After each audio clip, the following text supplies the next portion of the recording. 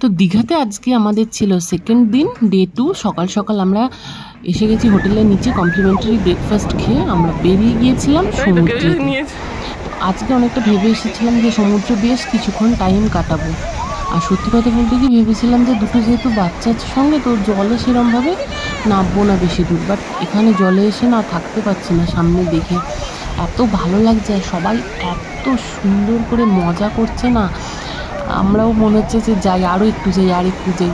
But ভয়ও খুব লাগছে। মনু তো প্রথমটা ভীষণই কাঁদছিল, কিছুতেই নামছিল না। তারপরেতে ওর বাবা জোর করে টেনে নিয়ে যেতে, এই যে মেয়েও এখন ভয় পাচ্ছে, বাট পরে ও খুব আনন্দ করবে।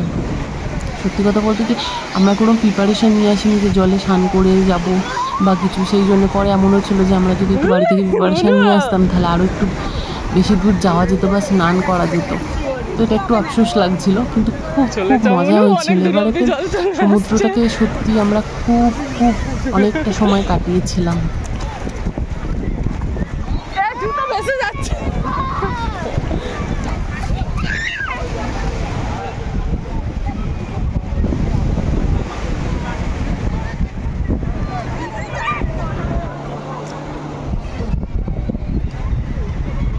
মনু এদিকে সরে এসো।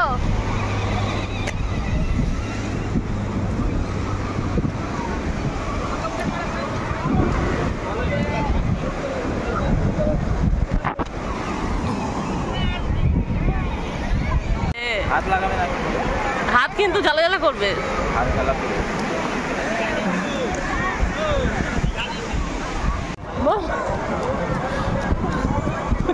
কোথায় যাচ্ছো?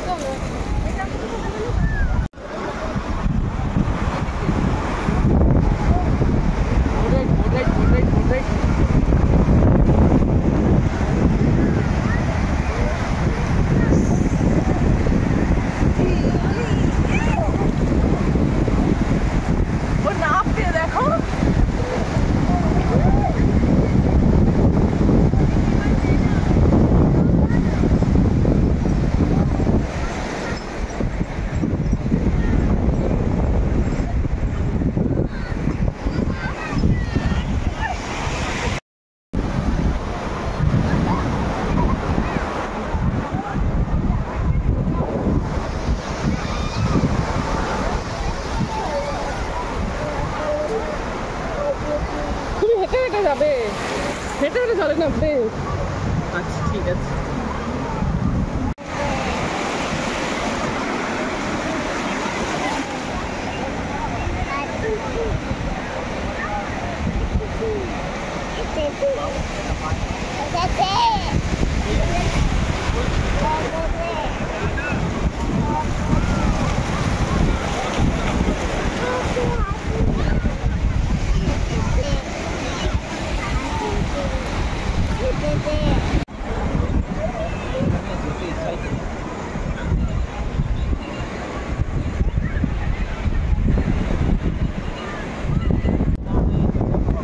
আরে ওঠো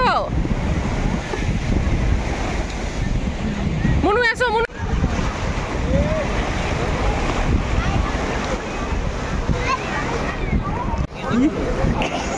অবস্থা তোর, দেখো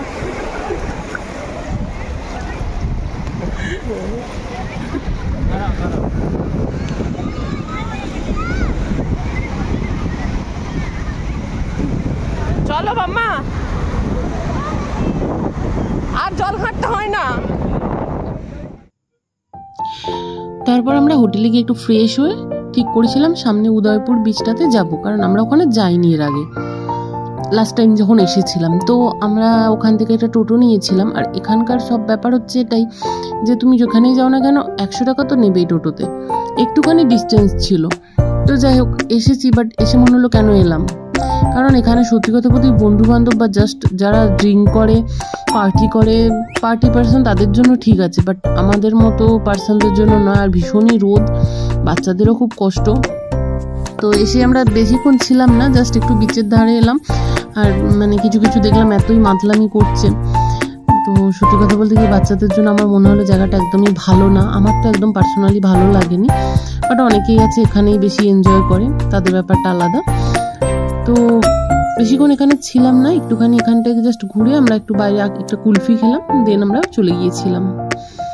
আর এখানে অনেক ধরনের ভ্যারাইটির মাছ বিক্রি হচ্ছিল, অনেকে দেখছিলাম ফ্রাই করে খাচ্ছেও। কিন্তু সত্যি কথা বলতে কি কেন জানি না আমার একদম ইচ্ছা করছিল না, কারণ এত স্মেলটা আমার খারাপ লাগছিল। হয়তো ভালো, বাট আমার কেন জানি না ভালো লাগছিল না একদম প্লেসটা। তো পরে মনে হচ্ছিল কেন এখানে এলাম।